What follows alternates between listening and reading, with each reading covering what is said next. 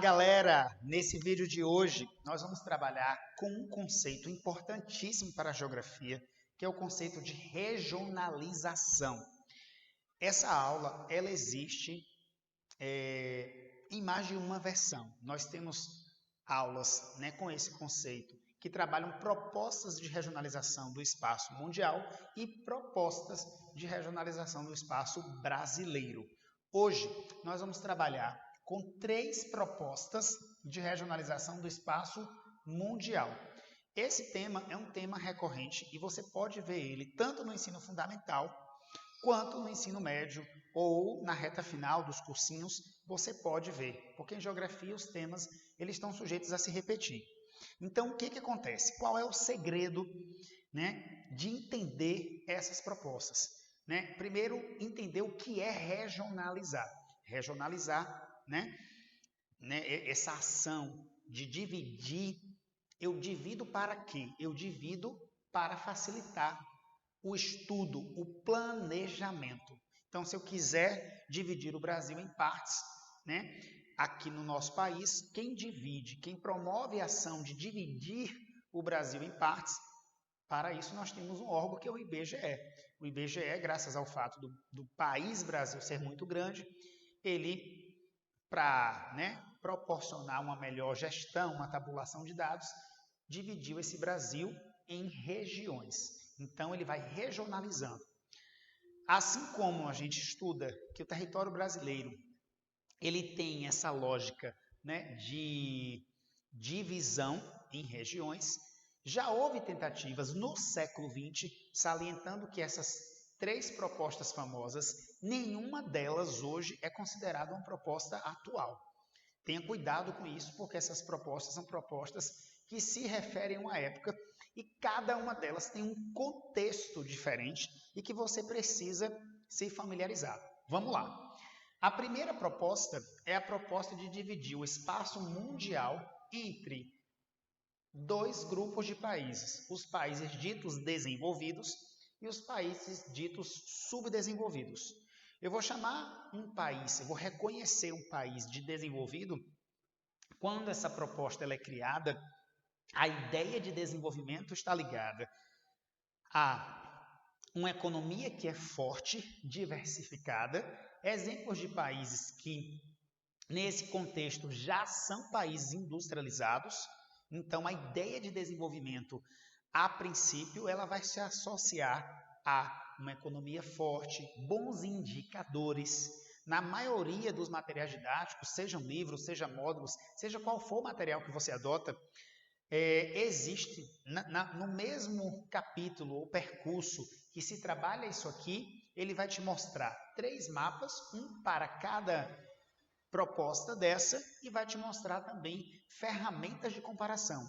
Uma dessas ferramentas de comparação são os indicadores como PIB, renda per capita, IDH. O IDH é um indicador que tem 3 variáveis, o índice de Gini.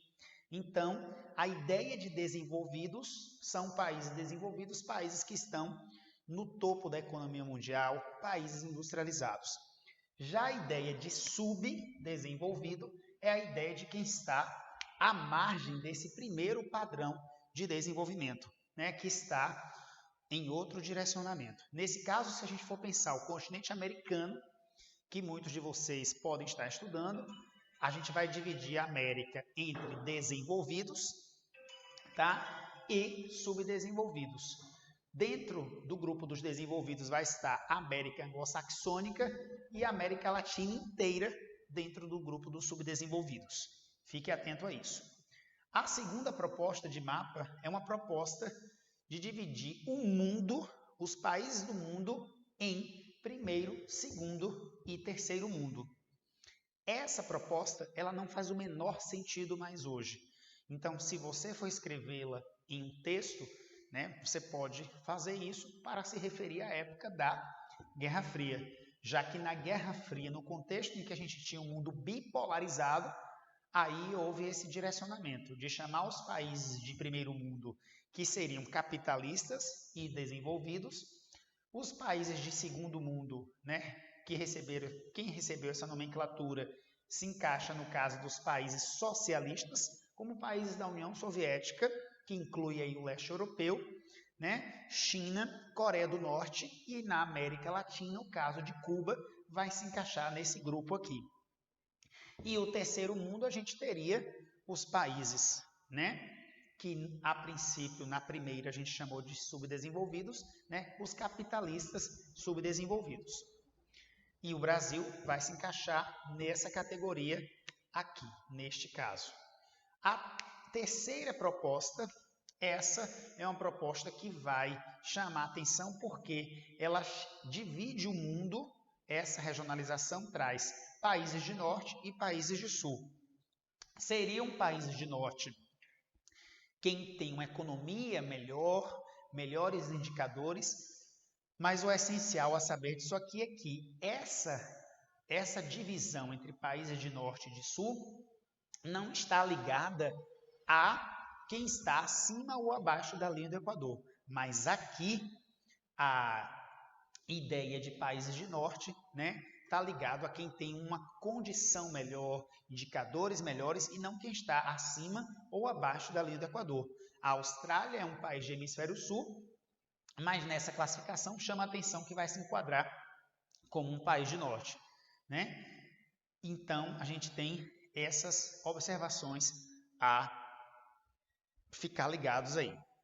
Espero que tenham gostado desse vídeo, foi bem objetivo, é um tema que requer você interpretar os 3 mapas. Soube interpretar os mapas, estudou os mapas, você consegue gabaritar as questões disso aí. Obrigado pela atenção até aqui, deixe seu like, compartilhe esse vídeo. Um abraço.